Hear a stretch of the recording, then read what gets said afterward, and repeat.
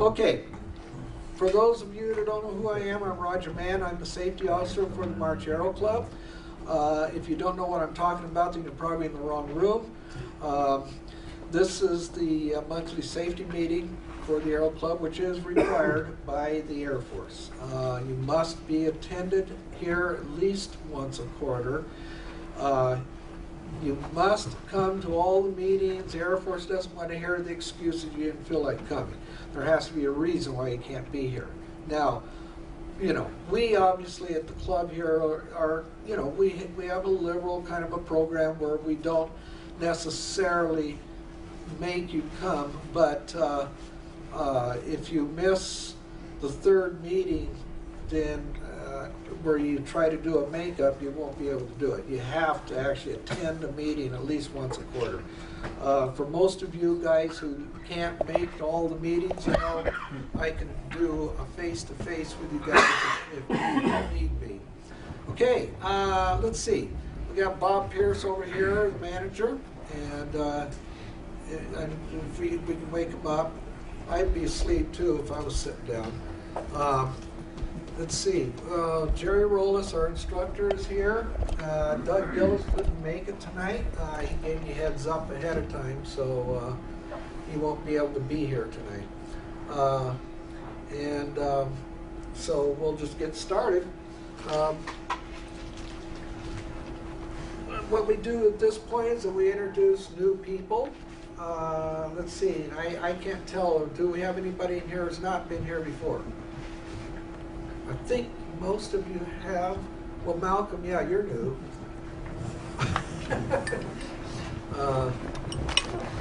Yeah, I think everybody's been. Did we? I haven't been to a meeting. Okay, that's what I thought. Yeah, we need to stand up and introduce yourself. My name is Jeremy Howe. Already a private pilot. Fly with Civil Air Patrol. Join the club to get hours, meet new people, and fly airplanes. That's me. He's in the right place. Okay. Well, glad you're here. Just fly as much as your heart desires. I'm working on it. You and Scott Swartz. Scott back there in the blue shirt. He's Yeah, I the cash other all one. the checks. Yeah. We actually have a lot of CAP people in here. We have Ken over here. He likes to fly a lot too. Of course, I don't know, lately you haven't been doing it, but I guess money has something to do with it, right? Yeah. CAP lets me fly for free. How come you don't? Well, yeah, we would kind of go under if we did that. So. Okay, anybody else? Let's see, we got, oh my goodness, Edsel, what are you doing here? You never come to these things. But you might as well be a new person. It's been about a year, hasn't it? Yeah.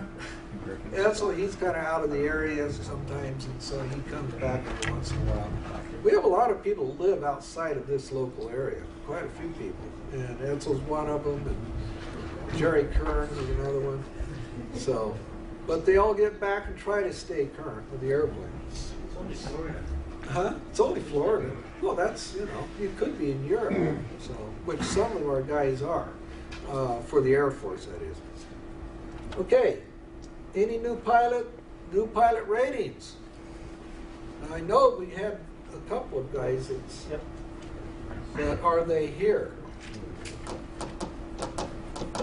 Gee, gotta be kidding. None of the guys has done, how about solo, you know, anything like that? I expired and then got current again. Does that count as a new pilot? Yes, Okay. Yeah. Any milestone of any kind. Boy, I'll tell you, we're batting 1,000 tonight. Experience. There's Hornberger. Hornberger, yeah, I saw Hornberger. Yeah, there you are. Well, he's been soloing for a while. But I don't really have the club right. yeah, that's. Well, didn't you go on your first cross country solo sometime this last month or so? Yeah. Well, I should be doing my check right here. Yeah. Well, and we do expect you to show up and announce that when you get through that. Yeah. Well, that's if you pass. Yeah, I plan on 3 times taking it. Oh, is that right? Progressive. $500 a whack? Yeah, okay.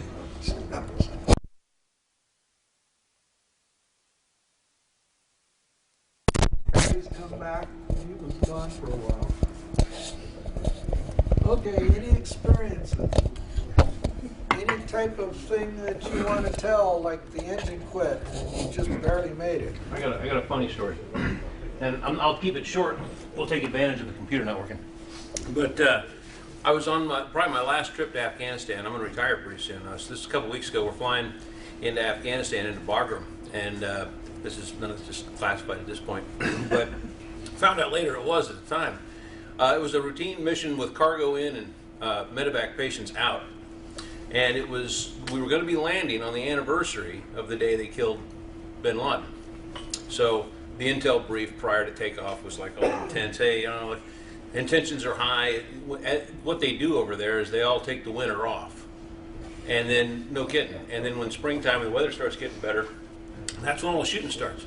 Well, we had that part of the year starting up and the fact that it was the anniversary of bin Laden getting whacked. So intentions were high. They'd seen enemy movements, blah, blah, blah, around the base.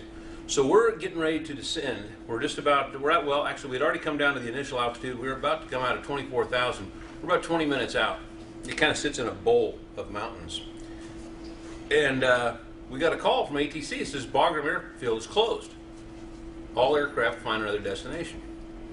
And so we're looking around. We can't get gas at Kabul or Kandahar, and we can't make it back to Germany by about 40 or 50,000 pounds of gas.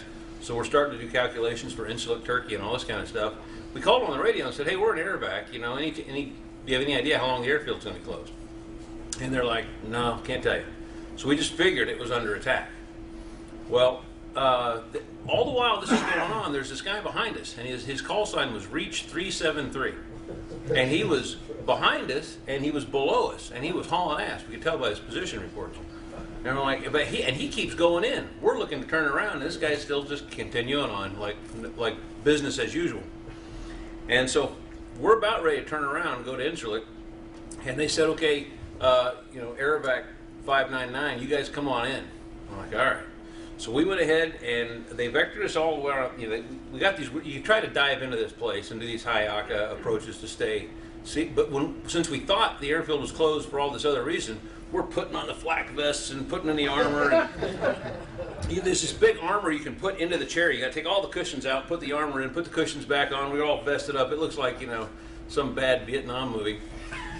And so we go in there and we landed the plane. We're on rollout. And there's Air Force One sitting on a ramp. We're like, oh, okay, great. So here we got all dressed up. And I can guarantee you, anybody that had a hand grenade or an RPG or so much as a handgun within 20 miles of that place had been given tickets to the ball game and saying, you better go somewhere else today. That had to be the safest airfield in Afghanistan for that several hours. And so we're all dressed up for war. And so we stopped the plane, and they parked us out in the middle of Nowhereville, behind these barricades and all this crap where we don't usually park. And we have this thing on the 17 called ARB. It's basically a satellite phone. The thing, right after we shut down the engines, the phone rings. And it was TACC, Tanker Airlift Control Center. And they said, hey, we're going to extend your ground time about 5 hours. And which, that sucks anyway for a lot of reasons. It's already a 20-hour day. Now it's going to be a 23-hour day, and we thought we're having to get patients out of there. Then they went on to say there's a VIP on the ramp, and he's going to come see you. So we're leaving you on the ramp for that. And we're like, so right away you could tell who the Republicans were and who the Democrats were. The Republicans are all going to bed and cussing and pissing and moaning and getting in the bunks, and Democrats are brushing their teeth and doing their hair and all that shit. And so anyway, long story short, what ended up happening was we had a 6-hour ground time at Bagram. He never did come to see us. What he was doing was he was touring the hospital where our patients were coming from, giving out Purple Hearts before they came out to the plane, which one of the most presidential things I've heard about in a while. And it was not on the news. He just kind of did it. So good on him. But anyway, he didn't come see us. All the people with their combed hair, and I didn't know so many crew members carried toothbrushes on them.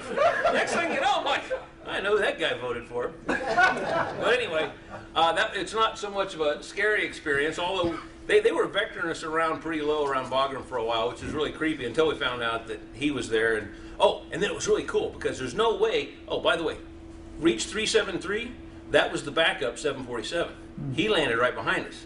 And he wasn't going in there under Air Force One or any other fancy call sign. They were just because they don't want anybody to know they're there. Well, we're sitting there going, is he going to come see us or not? And you could just look off to the east and see the sky was starting to get light. You know, like, ain't no damn way he's coming to see us, because by the time the sun comes up, those two planes will not be here. And sure as shit, before the sun ever came up, those guys came taxiing down the parallel fast, which is nuts because it's a crowded parallel, even for a C-17. This 7-4 goes flying down there, and I tell you, when the first one took off, it was a takeoff that makes C-17 proud. This guy he was straight up. He was out of that place. The second one looked kind of more like an average jumbo jet takeoff. But I think you know, the president was surely on the first one, and man, it got up and got out of Dodge, and you could just barely, you know, the sun was just barely coming up. You can see these guys peeling out of there.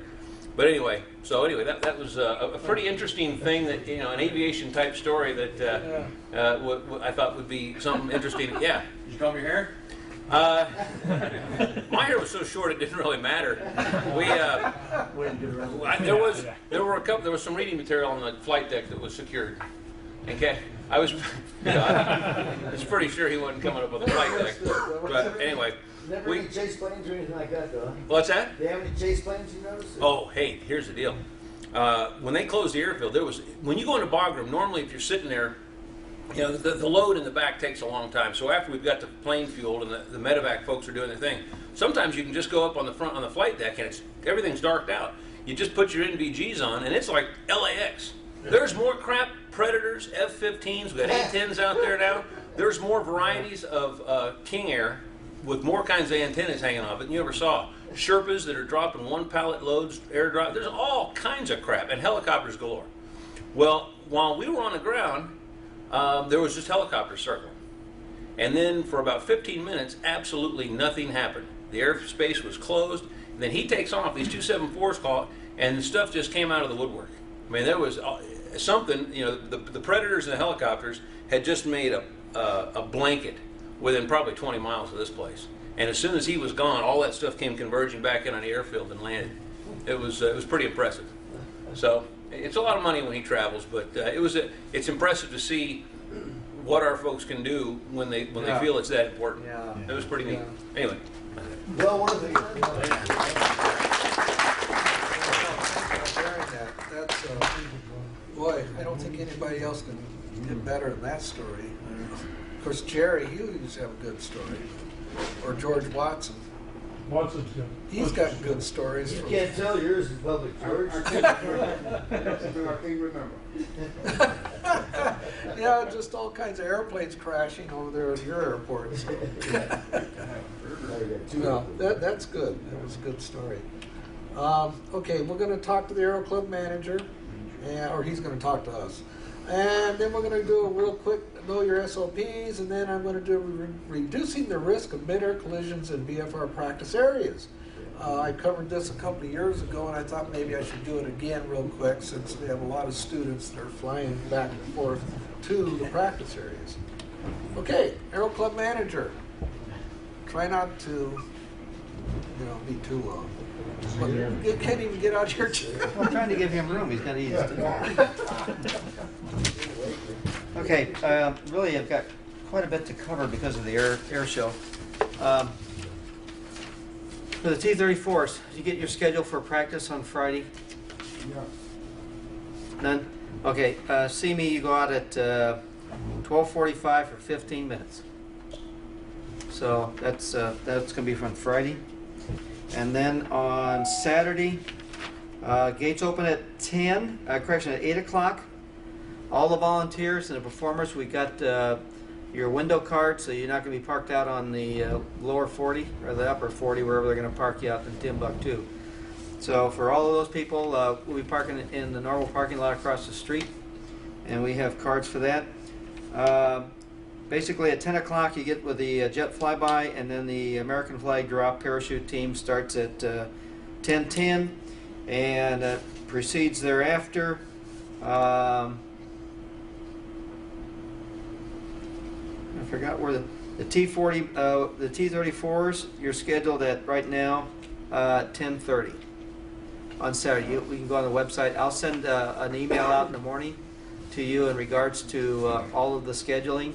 And what you can do, you can go on the website and pick it up on the website from Marchfield Airfest. That's all you got to do is just Google that. And the Airfest will be over at 1700. They're going to try and close the gates at 1730. The Thunderbirds will be at 3:15 in the afternoon. That's the last thing. But in the meantime, they've got F-86. They've got the normal individuals, Weber and Melby preview. They got John Culliver, the Patriot Jet Team. Robo Service will do its thing. It's not going to light the car on fire this time because AQMD raced Kane last time. Harrison at the Harrier. And they got to have a sweep down before the Harrier operates. So the Harrier will go out at 12:50. Then we have John Melby, Trainer Parade. Got Chapman, the tanker, air tanker. That's going to be the DC-10, the water drop, and a C-130 fire attack in regards to that one. Then we're back to Tim Weber with some aerobatics, and then we have the C-17 Globemaster, F-18 Hornet demonstration. That guy is pretty good as a young lieutenant out of Lemoore. Then we have the Thunderbirds, and then that's the end of the show, and that's going to be the same thing for Sunday. Pretty close to the same on Sunday. Telephone numbers, you guys have 2 rooms. They were notified the day that your list was submitted this morning. So George and Malcolm, I'll give you some phone numbers. Be sure and call. You can see me after the meeting. I'll give you some phone numbers, and then you can just do it. George had a hard time today in confirming that he's got a room here. So it's going to be on the base, not off base. I understand. Okay, just covered that. Pricing passes for the parking you park across the street. That keeps you from being directed away. All the active duty individuals, they'll allow you to go to your workplace, so you won't need a pass. So the volunteers and those people that are coming out see us afterwards. We found there's a few errors in the FTP program. Be sure and list your sorties. Does everybody know what a sortie consists of? No. Engine shutdown. Engine shutdown. That's one sortie. Engine startup and back to the base is 2. So there's 2 sorties. Mark that down. And we're not getting any fuel inputs either. So that goes for 2 places. The fuel inputs are not being placed in the FTP, the flight training program, and they're not being put into the work board for the airplane itself. In some cases, someone comes out and they say, no, the tack times and the hops times aren't matching. And then it takes us till we have to go back and start researching who flew it last. And then we have to put the inputs in there to make sure that it complies with you so that you're not going to be paying for his flight time. So make sure that all those things are covered when you get back from your flying. We found a loose gas cap after someone got in a rush on one of the T-41s. So that's another issue. When you gas it, make sure the gas tap is on.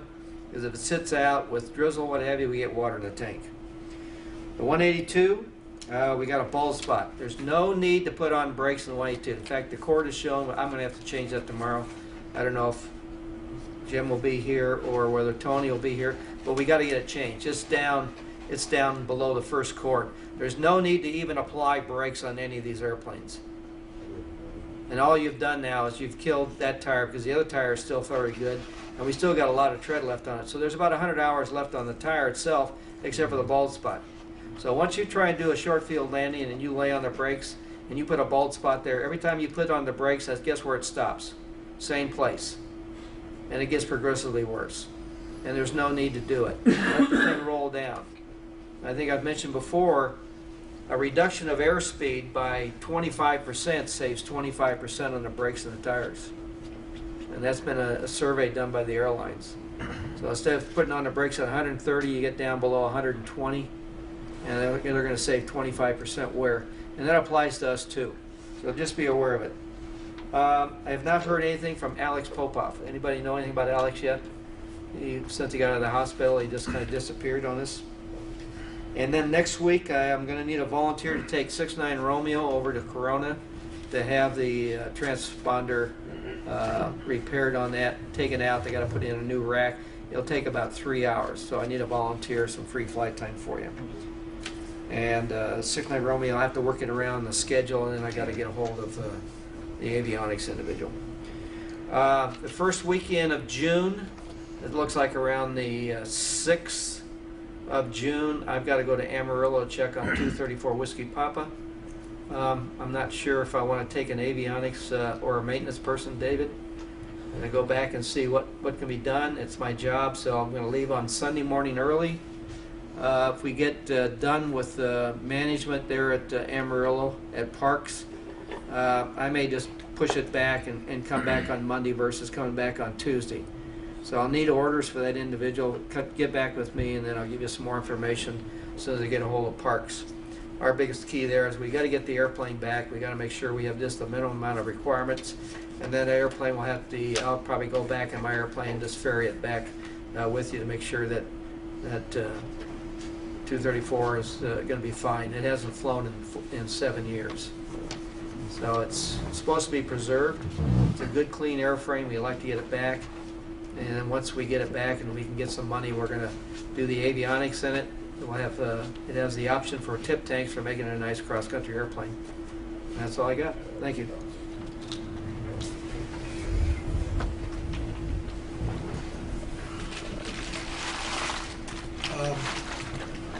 How many here got an email from me about the flying 10 hours and getting 1 hour free?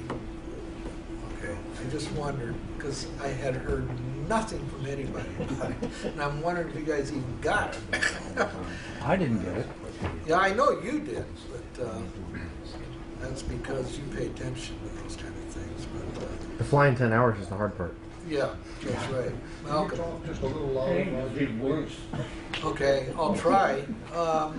It's only you that can't hear, but, well, Cass, but he's sitting there. Okay, we got the, I'll try to maintain this, but I can't guarantee. You know, we have this thing, you know, where we're doing for 10 hours. If you get 10 hours of flight time, you get 1 hour free. I sent the email out, you know, a couple of weeks ago, I guess. It started May 1st. So 60 days. yeah, it's 60 days long, and you have to use it. Well, actually, I didn't bring the flyer with me, and I totally I forgot everything that was in it. But anyhow, just, you know, if you want to get that extra free hour, go ahead and, you know, come on out and start flying. It's you know, I think it's kind of a neat thing. We're trying to do like McDonald's does, you know, 10 hamburgers and you know, you get the 10th one free, something like that. Does that include the flight instructor? Yeah, students can, yeah, well, yeah. What you're doing especially, yeah.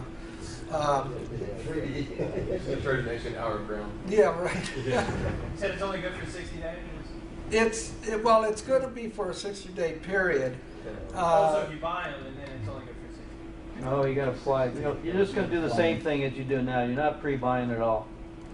Yeah, you're just flying is all you're doing. Just flying, and then you've got, I don't remember if it was, you had to use it within 30 days, I think it was. You got a something 45 like day and a 60 day. there was But something, the key yeah. is you just don't go up for 20 minutes. You got to have a 1 hour flight time to do it. So if you just go up for 20 minutes and do landings, that's not going to count. That's not the issue in what it's run on. So they're looking at 1 hour flight time. You get 10 hours, you get one free, and it's got to be used within, I think it has to be used within 60 days. Yeah, I think that's how it was put. Then So, we have another program.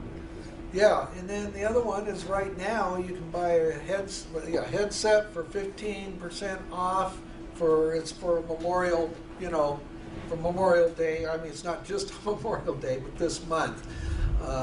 And that's $15 off with ear with the ear, muffs. yeah, the ear muffs things that go over the ears. And you guys that fly for the Air Force know what I'm talking about, because you can get these little neat muffs that keep your ears warm or cold. Right. That soaks up the sweat when it's hot. Okay, any questions? Just ask. Just give me a call if you have any questions. I'm sure there will be. Call on Thursday at his house. Yeah. Okay, it's been a long day today. All right, I covered the SOPs real quick. I just cover a paragraph or two, and just so that you are familiar with the SOPs. There's several SOP books in the office. We used to have it online until the infinite wisdom of the higher ups in the Air Force decided to change the whole online thing, and now you can't get the SOP online now. Right now we're trying to work on something where you guys can get your hands on it and read it. But right now, we have several in the office where in different books of the SOPs that you can read. Right now we're in Chapter 3 under Operational Restrictions and Local Area Procedure.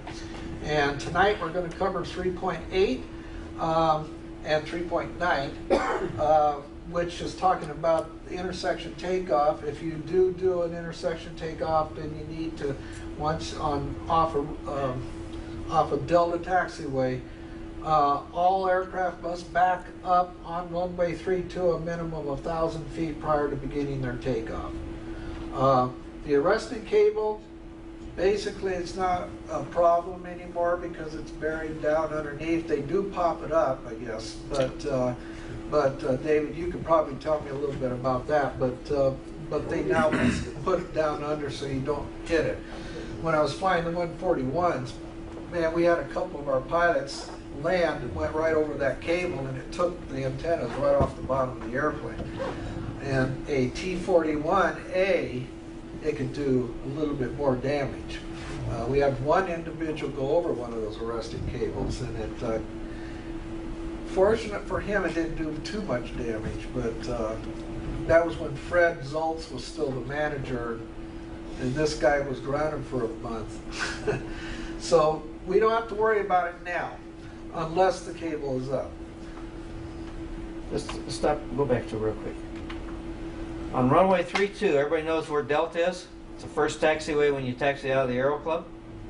How do you know you got 1,000 feet before you make a takeoff? We got the side markers, right? So you got to go down to the next number. So go down to the next number. It gives you about a little over 4,000 feet, basically. Due to what? Must back taxi 1,000 feet prior to takeoff due to what? That's the restriction. Oh, I didn't get rid of that. Yeah, I backed it off because this one was a copy of the old. It used to be because of the arresting cable. It used to be because of the arresting. But it's not in there anymore, right? Yeah, I know. Yeah, but see, that's So we need to update that, right? No, we're still going to use 4,000 feet on that. Okay, so due to you need the available space for takeoff. Forget about the due to. Well, then get rid of, make it a correct sentence. Well, no. This right here is not in the SOPs. I just didn't go back. I just want English, that's all I'm saying. Yeah. We'll go back to school then. I've been to school, Bob. Well, we just told you what was doing. We're not talking about do. That's an incomplete sentence. I want something that makes sense. Read the SOP, it makes sense. The SOPs does not read this way, okay? Okay? This is just... I mean, I'll do it, but I just want to know why I'm doing it. Read the SOP. Just have to talk to Bob about it. Okay, Bob says, due to Bob says. I can live with that. We're taking up too much time. I'll talk to you offline, okay? Okay, foreign object damage. The guidance and procedure for a FOD program is out of March Air Reserve Base Instruction 21201. The Aero Club is responsible for the FOD in our area. When performing a pre-flight, you're supposed to be looking for FOD, and it's in the immediate area. And of course, if you find anything, find out, where it came from if you can. 99% of the time, it's just those little pieces of in between the concrete, that stuff that's in between that pops up. Every once in a while, you'll find a piece of an airplane, and there are times that we've had people leave them sitting on our desk, and so then we need to find out where it come from. Usually, we find it's not off the airplane that we had. We usually have winds or something, and it's off some other airplane. We've actually had some things from the KC-135s underneath our airplanes. And that's it. Any questions on this? Okay. All right. Mid-airs and VFR practice. A lot of you guys, including the T-34s, go to these practice areas. And, California is a pretty bad place sometimes. Some of the statistics I've got, which is older now, shows 11 mid-air collisions occurred involving aircraft to and from the training areas. We as the Aero Club, of course, most of our flights go to the training area. You guys that are just flying just on a regular, normal, day-to-day basis, comes out that's what you end up doing. You're not doing touch and goes. General aviation, unfortunately, has one of the biggest problems as far as mid-air collisions. Some practical recommendations are announce all entries and exits in the location of the practice area. Give your position relative to known landmarks. Give your altitude and block altitudes like for the T-34s, and use them and intentions. Lake Matthews has a lot of traffic, and it's like Jerry did this today. His student came out, and the student was thinking going to Lake Matthews, but Jerry says, no, I want to go east. So, because it's not quite as bad over there. If you go to Lake Matthews, just be really aware, because there's a lot of people that do a lot of practice at Lake Matthews and don't announce a thing, don't say anything at all. Lake Matthews below 4,500, the frequency you want to go into is 123.5 at the Paris jump homeland VOR area. Right there you have the homeland, you have Paris jump zone. Below 18,000 feet it's 122.775.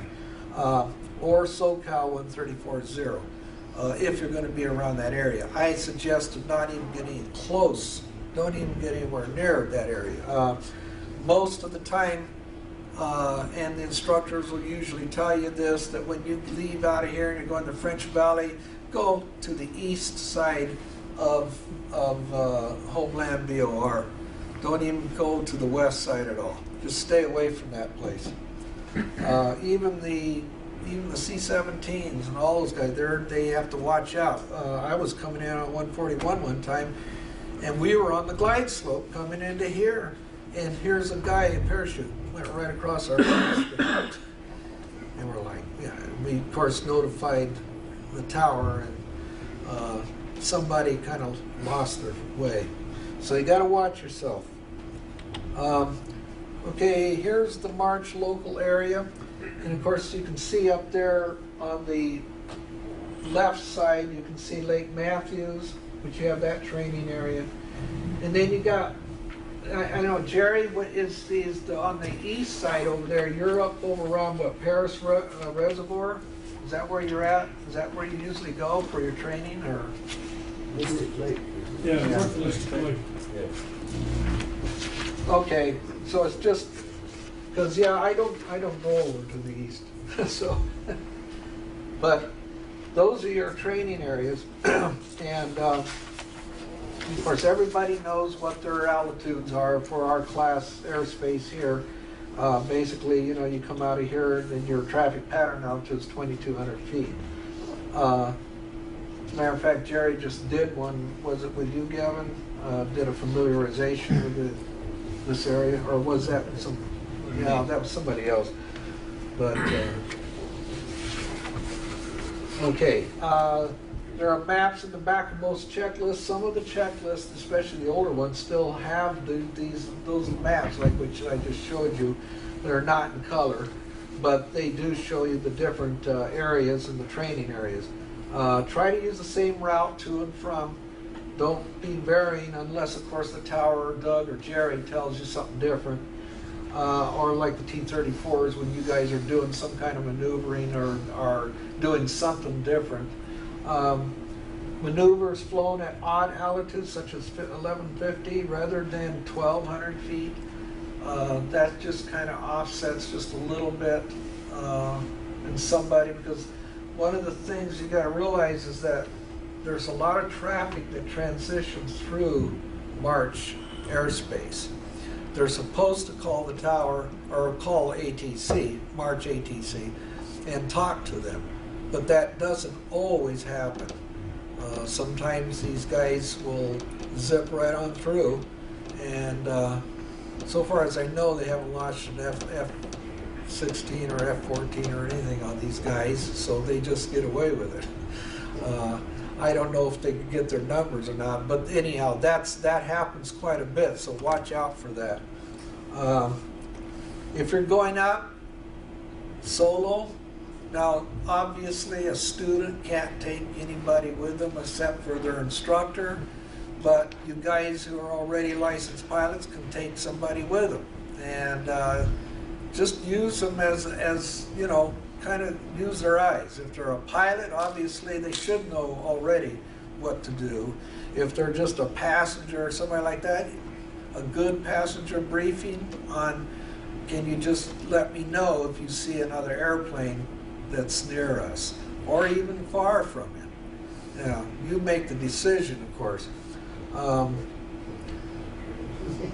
You should be doing a proper briefing to your passenger anyhow.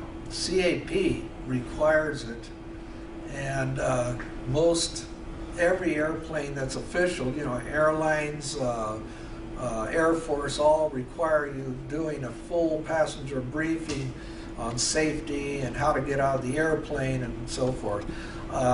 One of those should be just to watch out for other airplanes. Any questions?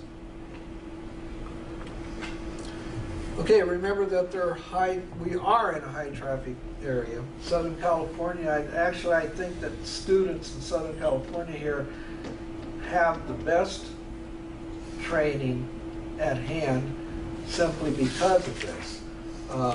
Because if you go anywhere else in the United States except for Washington, D.C. and New York and those areas, everything else is just, you know, downhill as far as density traffic. This place just has a lot of it. There's a lot of flying schools in the area, and that's why Lake Matthews has so much traffic. And I'm not so sure just what they teach their students. Most of the airplanes I've seen over there, and I think the T-34s can back this up because I've been with you guys when you're doing your maneuvers over there and doing your formation practice, and you'll see airplanes all underneath of us all over the place. And some of those airplanes don't say anything at all. And you kind of wonder sometimes. Be aware of the C-17 combat training that they do out here, or practicing of the air shows. The C-17s, when they do the combat type, you know, approaches in here, it takes them over the field and around. And what they'll do is that if you're over Lake Matthews, they'll sometimes request that you go all the way around, like, you know, up above the Zulz intersection and up around to the east to bring you in that way. It's up to you how you want to do it, you know, because, you know, you're paying the airplane for the cost, and if it takes you another, you know, distance away, sometimes that can cost you a lot more money. Or just stay over there until they finally clear you through. The tower gets a little funny when there's more than 2 airplanes in the traffic pattern. We found that out even in the C-141. There'd be us and one other airplane, and that would be it, and they wouldn't let nobody else in. Okay, let's see. There is a NOTAM system on the base at operations. They'll let you know if there is going to be any of these operations, at least they're supposed to. The tower sometimes will tell you where if there's jumpers down at Paris. Oftentimes they will tell you that, although they may not tell you as a VFR airplane. One of the things to remember is that all the Air Force planes have to leave here IFR.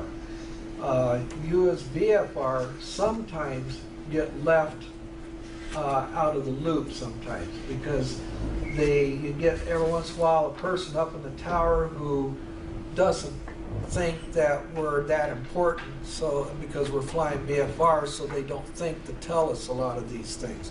So the big thing is that if you have any doubts whatsoever about your safety in that airplane, make sure you ask the tower or ground control before you go. That's the big thing. Be really familiar of this area. That's as a student, I know most of you students are getting familiar with everything. I know that Jerry won't let you get away with not knowing what's going on, but the more familiar you are with this area, the better off you are, even if you get in a situation where your engine quits or something like that happens, or Jerry gives you an emergency, pulling the handle and telling your engine quit. Then you have some idea of where to go. At least when you're flying in a local area, you shouldn't have any excuse to say, well, I didn't know where to go. Because if you're flying it a lot, then you should know. Now, some of you guys I know don't fly all the time. You fly about once a month or something like that. You know, it's a little bit harder. But that's why you have charts, and some of you may even have the fancy GPS moving maps and all that stuff too. Any questions here? Okay. We do have, for those guys who are helping out, we do have the passes up here. And